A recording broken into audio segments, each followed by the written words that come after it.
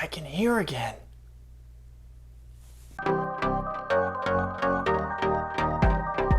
Hey there, Best Boys, and welcome back to the channel. As always, I'm Ray, and today we're going to be looking at Star Wars Episode 3, Revenge of the Sith. Finally made it, guys, the end of the prequel trilogy, and I gotta say, this one is absolutely the best of the bunch. But before we get into the review, definitely go down and subscribe so you can stay up to date with all the videos that I do put out. And the question in this video is, what is your favorite Star Wars video game? A lot of people are gonna say KOTOR. Duh, of course. Some people will choose the original Battlefront games. Again, duh, of course. Personally, I absolutely adore the Knights of the Old Republic. I even really like the sequel. The original Battlefronts, yes, they're really good. I want to sit down and try Republic Commando at some point. I need to sit down before Episode 9 and start Fallen Order because I haven't done that yet. But one of the ones I haven't mentioned that I just really love for some reason is the Bounty Hunter game where you play as Jango Fett. I don't know, something about it. I just absolutely love that game. With the war nearing its end and a family on the way, Anakin becomes seduced by the dark side of the Force as he fears losing all that he loves.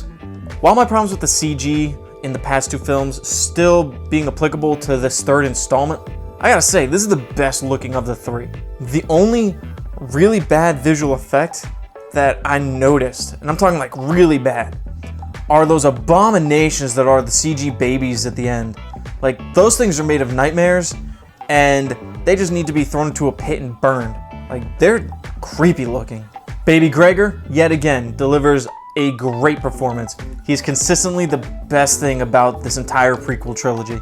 Natalie Portman, yet again, does a pretty good job with, what she's provided to work with. And I also thought Hayden Christensen did a pretty good job in the role this time compared to Episode 2, and definitely gets my award for the most improvement. It's not a phenomenal performance by any means, but I definitely found myself enjoying his portrayal of the character in this film over the previous one. Even if his relationship with Padme is still a little off-putting at times, but it is definitely better.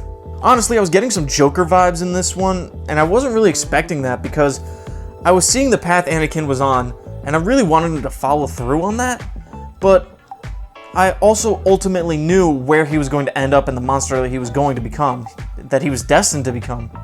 So I felt a fair amount of conflicting emotions in there. The Order 66 massacre scene is just as impactful today as it was when the movie first came out, and it does a great job of showing some of the horrific actions that not only Anakin takes part in, but also some of the horrific stuff that the troopers do to their Jedi allies as they slaughter them. What they probably should have done was have the elite stormtroopers slaughter the children, maybe have Anakin show a little conflict within himself as to what exactly is going on, how he is pretty lost even though he's falling to the dark side. Maybe have him fight some of the troopers and then just realize that this is who he is now. I don't know, maybe some of that could have been nice. I think I probably would have rather have seen that than just him turning on his lightsaber and scaring one child, I think, while the others just kind of look around. But that's just me. A lot of people have mentioned that sudden turn from Anakin, and something else a lot of people mention is the dialogue in this movie. Some of it's pretty bad. And speaking of things that are bad, those masters that went after Palpatine to bring him into justice, how are you masters? You had literally no skill with a lightsaber. Half of you got cut down in like a single slice. Rest in peace, Kit Fisto. He's the best. Aside from him, Mace Windu, the only one that can put up any sort of fight against the Emperor, and even he kind of turns on the Jedi code when he tries to kill the Emperor because it's too dangerous to keep alive, but he's been literally riding Anakin for the past 2.5 movies because he's not enough of a Jedi. Seriously, he was on Anakin's case since like day one. And honestly, if I had someone breathing down my neck like that and constantly putting me down, I'd probably turn against him too. Gets a purple lightsaber, thinks he's better than everyone else. Now let's talk about those lightsaber fights because it's a little mixed for me, just a tidbit. The Dooku fight scene in the beginning of the movie, really cool between him, Anakin, and Obi-Wan. Then we got the Grievous fight scene with Obi-Wan, pretty cool. I like that as well. Then we move on over to the Palpatine Yoda fight scene. And you know how I feel about Yoda fighting with a lightsaber? Doesn't look good, and I really didn't need that fight between him and the Emperor in the movie.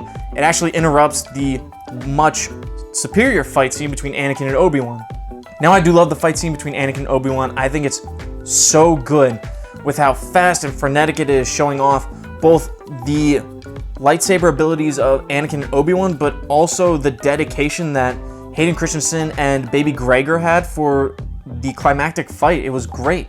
My only real issues with it are that, yes, it does feel a little too choreographed, and it does go on a little too long. I absolutely could have done without them swinging on ropes and fighting that way. That was stupid. I don't need my Jedi swinging on ropes like they're on a pirate ship. The score for that duel was absolutely fantastic, as it is throughout the rest of the film. Battle of Heroes is a fantastic addition, and I really like how they spliced in the Duel of Fates song as well. Overall, I really enjoyed revisiting this movie, and it is by far the best of the prequels. Star Wars Episode 3, Revenge of the Sith, gets a 7 out of 10. And with that, we are done with the prequel era of films. And now we get to move on to the original trilogy era of Star Wars films.